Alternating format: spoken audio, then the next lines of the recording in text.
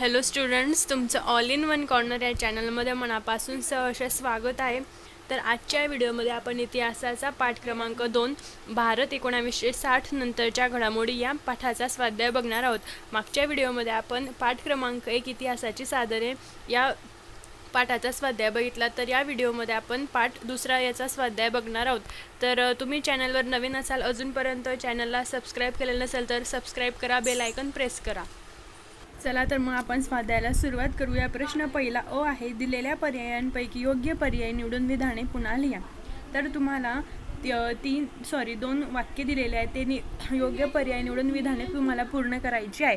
तर पहिलं विधान आहे, श्रीलंकेतील तमिळ अल्पसंख्याकांचा प्रश्न सोडवण्यासाठी पुढाकार घेणारे प्रधानमंत्री डॅश डॅश होते. तर इथे 4 ऑप्शन्स आहेत आणि करेक्ट ऑप्शन आहे ऑप्शन क्रमांक 1, दॅट इज राजीव गांधी. प्रश्न दुसरा, भारतीय हरित क्रांतीचे जनक कोण होते. यामध्ये सुद्धा तुम्हाला 4 पर्याय प्रोव्हाइड केलेले आहेत. तर याचे करेक्ट आन्सर आहे ऑप्शन क्रमांक 2, दॅट इज ऑप्शन क्रमांक क, that is doctor M S. Swaminathan. आपला आधीचा प्रश्न क्रमांक 1 अ कंप्लीट झालेला आहे. त्यानंतर प्रश्न क्रमांक 1 ब आहे, पुढीलपैकी चुकीची जोडी ओळखावा लिहा. तर तुम्हाला 4 पर्याय दिलेले आहेत आणि त्यापैकी एक चुकीची जोडी आहे, ती तुम्हाला ओळखून लिहायची आहे. तर आपण रीड करूया. इंदिरा गांधी आणीबाणी, राजीव गांधी विज्ञान तंत्रज्ञान सुधारणा, पी.व्ही. नरसिंहराव आर्थिक सुधारणा, चंद्रशेखर मंडलोक. तर याची करेक्ट आन्सर आहे पर्याय क्रमांक 4, दॅट इज चंद्रशेखर मंडल आयोग. त्यानंतर प्रश्न क्रमांक दुसरा अ आहे, पाठातील आशयाच्या साहाय्याने प्रधानमंत्री व त्यांच्या कालावधी यांचा कालानुक्रमे तक्ता तयार करा.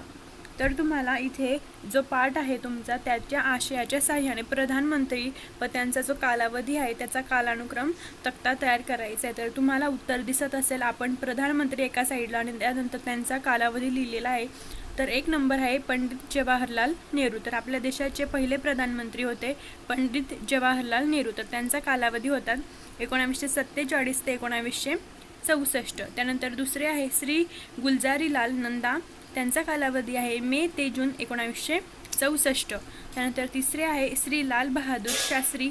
त्यांचा कालावधी आहे 1964 तर 1966. त्यानंतर चौथे आहे श्रीमती इंदिरा गांधी. त्यांचा कालावधी आहे 1966 ते 1977. त्यानंतर 5वे आहे श्री मोरारजी देसाई. त्यांचा आहे 1977 ते 1979. त्यानंतर श्री चरण सिंग 1979 ते 1980. त्यानंतर 7 नंबर श्रीमती इंदिरा गांधी 1980 ते 1984. त्यानंतर 8 क्रमांक आहे श्री राजीव गांधी 1984 ते 1989. त्यानंतर 9 नंबरचे आहे श्री विश्वनाथ प्रताप सिंग. त्यांचा कालावधी आहे 1989 ते 1990. 10 नंबरचे आहे श्री चंद्रशेखर. त्यांचा कालावधी आहे 1990 ते 1991. आणि शेवटचे प्रधानमंत्री आहे श्री पी.व्ही. नरसिंहराव 1991 ते 1996. त्यानंतर सुद्धा आहे श्री अटल बिहारी वाजपेयी. त्यांचा 1 महिना कालावधी होता 1996 मध्ये. त्यानंतर एच.डी. देवगौडा 1996 ते 1997. त्यानंतर 14 क्रमांकाचे आहे श्री इंद्रकुमार गुजराल 1997 ते 1998. त्यानंतर श्री अटल बिहारी वाजपेयी 1998 ते 2004. त्यानंतर 16वे आहे डॉक्टर मनमोहन सिंग 2004 ते 2014. आणि आत्ताचे जे तत्कालीन प्रधानमंत्री आहे श्री नरेंद्र मोदी, ते 2014 पासून त्यांचा कालावधी सुरू आहे. तर अशा प्रकारे तुम्हाला तुमचे जे प्रधानमंत्री होते अद्यापपर्यंतचे त्यांचा कालावधी लिहायचा होता. तर हा तुमचा दुसरा प्रश्न त्यातील अ होता, तो आपण कंप्लीट केलेला आहे. आपण पुढच्या प्रश्नाकडे वळूया. पुढचा प्रश्न आहे, पुढील संकल्पना स्पष्ट करा. तर तुम्हाला संकल्पना स्पष्ट करायची आहे. पहिली आहे जागतिकीकरण. तर तुम्हाला पॉईंट वाईज उत्तरं लिहायची आहे. आपण 1 बाय 1 एक पॉईंट रीड करूया. तर पहिला पॉईंट आहे, विश्वात एककेंद्रीय आर्थिक व्यवस्था निर्माण करणे, अधिक गुंतवणूक करून औद्योगिकरण वाढवणे आणि आयात व निर्यात सुलभतेने करता येण्याची स्थिती निर्माण करणे, याला जागतिकीकरण असे म्हणतात. पॉईंट 2, डॉक्टर दीपक नायर यांच्या मते राष्ट्र राज्यांच्या भौगोलिक सीमांपलीकडे जाऊन आर्थिक व्यवहारांचा झालेला विस्तार म्हणजे जागतिकीकरण होय. पॉईंट 3, जागतिकीकरण म्हणजे सर्व राष्ट्रांची एक बाजारपेठ निर्माण करणे आणि त्या बाजारपेठेत जगातील साधन सामग्री आणि भांडवलाचे सुलभ परिचलन म्हणजेच देवाणघेवाण निर्माण करणे होय. श्रवण कुमार सिंग यांनी ही व्याख्या त्याची लिहिलेली आहे. त्यानंतर पॉईंट 4, माल्कन आदिशेष यांच्या मते जागतिक अर्थव्यवस्थेची निर्मिती होत असताना तिला मिळालेले जागतिक परिणाम म्हणजे अर्थव्यवस्थेचे जागतिकीकरण होय. त्यानंतर दुसरं आहे धवल क्रांती. धवल क्रांतीची संकल्पना स्पष्ट करायची आपल्याला, तर उत्तर अशा प्रकारे लिहू शकतात तुम्ही.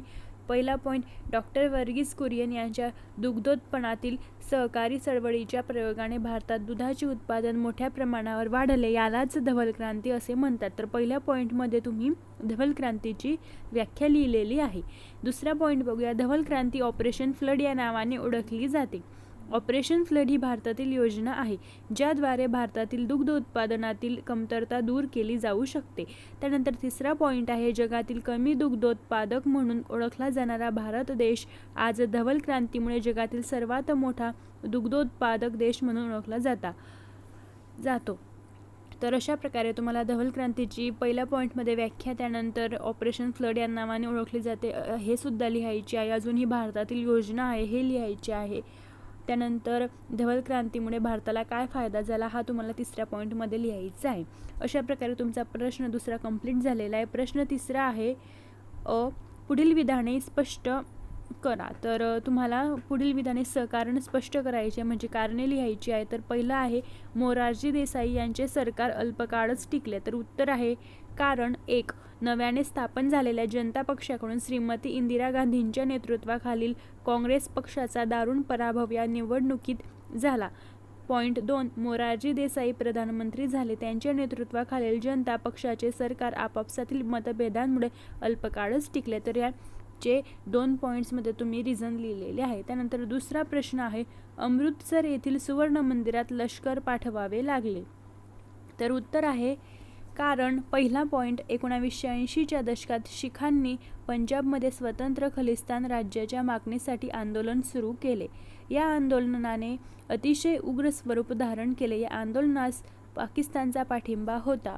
पॉईंट 3, 1984मध्ये अमृतसर येथील सुवर्ण मंदिरात आश्रय घेतलेल्या अतिरेक्यांना बाहेर काढण्यासाठी त्या मंदिरात लष्कर पाठवावे लागले.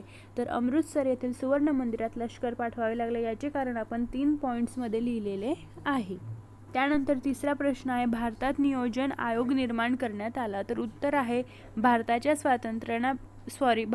स्वातंत्र्यापासूनच अर्थव्यवस्थेचे आधुनिकीकरण, आर्थिक स्वावलंबन आणि सामाजिक न्यायासह समाजवादी समाजरचना ही भारतीय अर्थव्यवस्थेची वैशिष्ट्ये राहिली आहेत. पॉईंट 2, भारताला उद्योग उभारून आधुनिकीकरण आणि स्वावलंबन प्राप्त करायचे होते. पॉईंट 3, नियोजनाच्याद्वारे सामाजिक न्यायावर आधारलेली अर्थव्यवस्था अस्तित्वात आणायची होती म्हणून भारतात नियोजन आयोग निर्माण करण्यात आला. तर अशा प्रकारे तुमचा प्रश्न तिसऱ्यातला विधाने कारण स्पष्ट करा हा कंप्लीट झालेला आहे. त्यानंतर प्रश्न तिसऱ्यातला ब आहे, पुढील प्रश्नांची 25 ते 30 शब्दांत उत्तरे लिहा. पहिला प्रश्न आहे, जग आणि भारताच्या इतिहासात 1991 हे वर्ष महत्त्वपूर्ण बदलांचे कसे ठरले. उत्तर आहे 1, 1991च्या सुमारास सोव्हिएत युनियनचे विघटन झाले आणि जगातील शीतयुद्ध संपले. पॉईंट 2, त्यानंतर भारतात पी.व्ही. नरसिंह राव यांच्या नेतृत्वाखालील शासनाने भारतीय अर्थव्यवस्थेत अनेक बदल घडवून आणले. पॉईंट 3, याच काळात अयोध्या येथील राम जन्मभूमीचा व बाबरी मशिदीचा प्रश्न ऐरणीवर आला. अशा प्रकारे जग आणि भारताच्या इतिहासात 1991 हे वर्ष महत्त्वपूर्ण बदलांचे ठरले. त्यानंतर दुसरा प्रश्न आहे, भारतीय अर्थव्यवस्थेची वैशिष्ट्ये कोणती. तर उत्तर आहे अर्थव्यवस्थेचे आधुनिकीकरण, आर्थिक स्वावलंबन आणि सामाजिक न्यायासह समाजवादी समाजरचना ही आपल्या भारतीय अर्थव्यवस्थेची वैशिष्ट्ये आहेत. त्यानंतर तुमचा प्रश्न चौथा आहे, पाठाच्या मदतीने भारतापुढील आव्हाने आणि भारतापुढील बलस्थाने यांची यादी पूर्ण करा. तर तुम्हाला इथे चार्ट दिसत असेल, भारतापुढील आव्हाने आणि बलस्थाने. तर भारतापुढील आव्हाने होती जातीयवाद, दहशतवाद आणि फुटीरतावाद, आणि बलस्थाने आहेत सर्वधर्म समभाव, अण्वस्त्र सज्जता आणि राष्ट्रीय ऐक्य. हा झाला तुमचा प्रश्न क्रमांक 4. तर अशा प्रकारे तुमची ही जी पाठ क्रमांक 2 आहे, भारत 1960 नंतरच्या घडामोडी, याचा संपूर्ण स्वाध्याय आपण कंप्लीट केलेला आहे. तर आय होप तुम्हाला हा व्हिडिओ आहे, जो स्वाध्याय आहे तो तुम्हाला समजला असेल, आवडला असेल, लाईक करा, शेअर करा, कमेंट आणि सबस्क्राईबसुद्धा करा. आणि सबस्क्राईबच्या शेजारी जे बेल आयकन आहे ते सुद्धा प्रेस करा. थँक्यू.